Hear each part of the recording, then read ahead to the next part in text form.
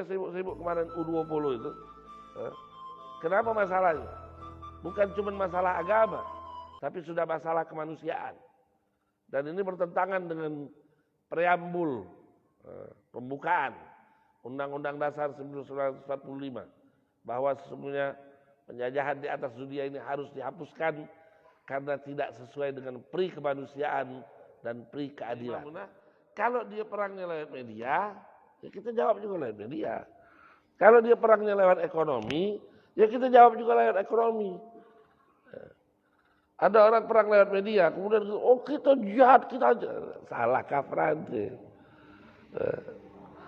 Anda harus melihat dengan siapa saat ini kita berperang. Dan perang paling kencang sekarang yang ada antara umat Islam dengan di luar Islam adalah perang media. Antara kebenaran dan kebatilan yang paling berfungsi sekarang media.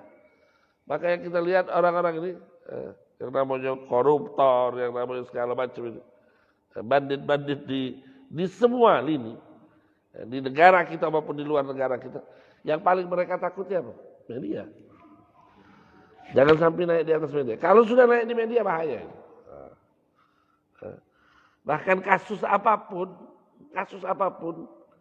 kasus pembunuhan, apa itu segala macam, kasus apapun, kalau belum kasus narkoba, kalau belum naik di media masih aman, masih baca damai di bawah tangan.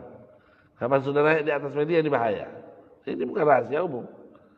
Jadi media ini punya fungsi yang sangat signifikan di dalam meluruskan informasi. Qulu qaulan sadida. Kita harus luruskan informasi. Jangan selama ini umat Islam terus-menerus dibully, umat Islam terus-menerus disalahkan. Luruskan informasi. Tidak ada seperti itu umat Islam. Harus musaddid, pelurus informasi. Yang pertama harus kita luruskan informasi tentang ajaran umat Islam. Dikit-dikit kalau cerita kemarin jihad, tidak ada. Islam itu jihad itu ada syaratnya. Diluruskan informasinya. Ada rukunnya. Tidak ada membenarkan Islam ngebom di pasar atas nama jihad. Tidak ada dalam Islam. Yang mati Mehmet, yang mati Mamat, yang mati Ma'ruf, yang mati Soleh, yang mati umat Islam, perangnya tidak jelas dengan siapa, kemudian mengatasnamakan jihad. Itu bukan jihad tapi jahat. Jadi mesti jelas, informasi ini mesti diluruskan. Yang kedua yang harus kita luruskan tentang karya-karya dan prestasi umat Islam. Selama ini umat Islam dianggap terbelakang, tidak punya karya monumental. Padahal seluruh yang ada di dunia ini buah karya umat Islam. Ini handphone ini ada hitungannya. Dan hitungan pertama terutama harus ikut dengan koordinat segala macam sampai urusan hitungan matematikanya.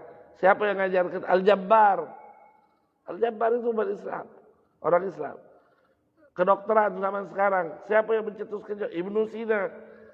Buka sejarah-sejarah tersebut supaya orang tahu karya-karya umat Islam, prestasi umat Islam. Dan juga melakukan informasi, memberikan informasi tentang kondisi umat Islam zaman sekarang. Luruskan berita itu. Satu, tentang informasi bagaimana ajaran Islam sesungguhnya. Dan ini dilakukan di luar negeri. Maka berbondong-bondong orang masuk Islam zaman sekarang.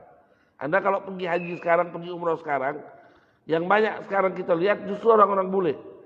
Kenapa? Informasi sudah masuk ke mereka. Dan alhamdulillah dengan informasi yang masuk itu, berbondong-bondong mereka masuk Islam. Gereja-gereja dibeli, dirubah jadi masjid. Lurus informasinya sudah mulai. Yang kedua tadi. Yang kedua, bagaimana kita cerita tentang prestasi umat Islam. Dan yang ketiga kita tunjukkan, lihat bagaimana ketika umat Islam minoritas, mereka terzalimi. Ketika mereka mayoritas tidak pernah menzalimi. Luruskan informasi ini.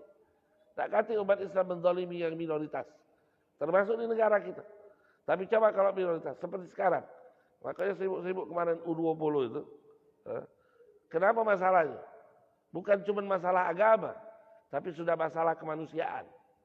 Dan ini bertentangan dengan preambul pembukaan Undang-Undang Dasar 1945 bahwa sesungguhnya penjajahan di atas dunia ini harus dihapuskan karena tidak sesuai dengan pri kemanusiaan dan pri keadilan. Jadi masalahnya kemanusiaan.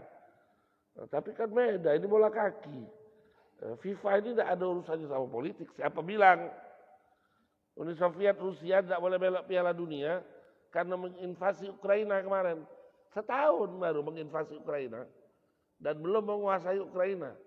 Tidak seperti yang dilakukan oleh Israel atas Palestina dari tahun 1960-an sampai sekarang.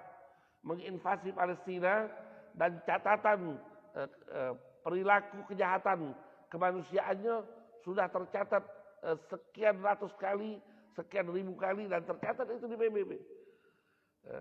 Siapa bilang FIFA tidak tahu itu? Jadi alhamdulillah batal. Alhamdulillah. Yang tidak sedang ini batal, takut-takut